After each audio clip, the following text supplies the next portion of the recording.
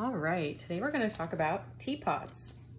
So when you're thinking about drawing a teapot, one of the most important things to consider is where you're going to place your spout, handle, and lid with whatever form you're going to start with. There are a lot of traditional forms, and many of those are based upon a circle. So when I'm trying to draw a teapot, one of the first things I usually do is kind of practice going in a circle a little bit.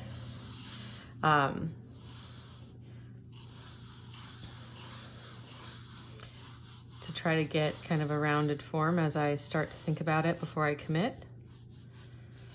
Okay, so I might start with that bit of a circle and then kind of firm it up.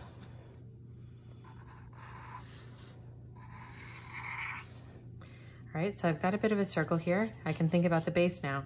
So I may want to have a flat base. I may want to add a foot ring, which if I'm coiling, you could just flip it over and add at the end. Okay, and I'm gonna also think about where I'm gonna put my lid.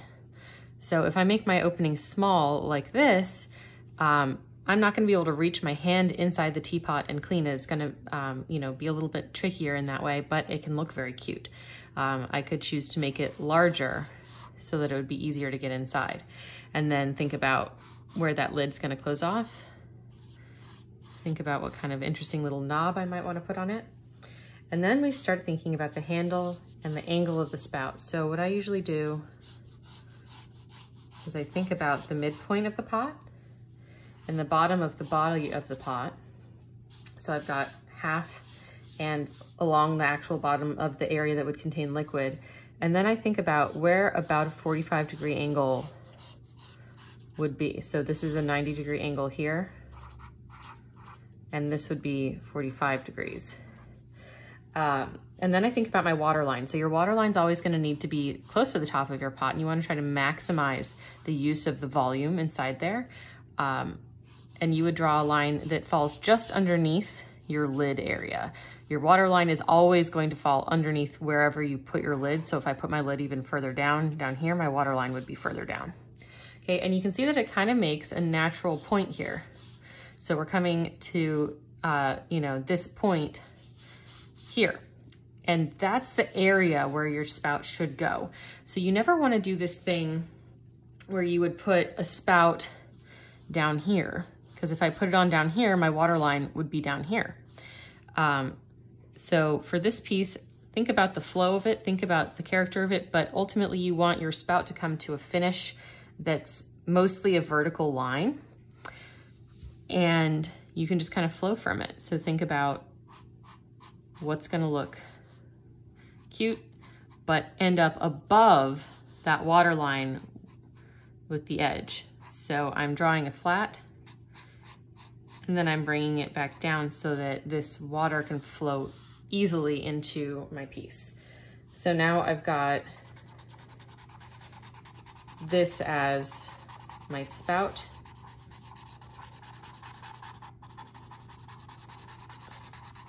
Going on to my rounded form. Okay, and I could make some adaptations to that spout, but that's gonna be roughly and approximately the place where I'd want it to go. I would not want it to be down here, because then my water line would be right there, and that wouldn't end up working. So you have to place it high enough that you can use the inside of it to put the liquid in. And now I'm gonna think about my handle. I have a couple of options. I could put one coming over the top, or I could put one coming off the back. And that's really a choice based on how you like to hold your teapot. I find that the over-the-top ones end up looking grand and accentuating further whatever you choose to make as your knob. So you might want to think about making a really exciting and interesting knob. Off the back can be really comfortable and wonderful as well. So you might want to practice that kind of round motion of your hand again. And I'm going to think about doing one over the top. So I'm going to just lightly trace a line here. And I want it to be spaced evenly on the two sides, and I see that I didn't quite get that far enough over. And then I will commit.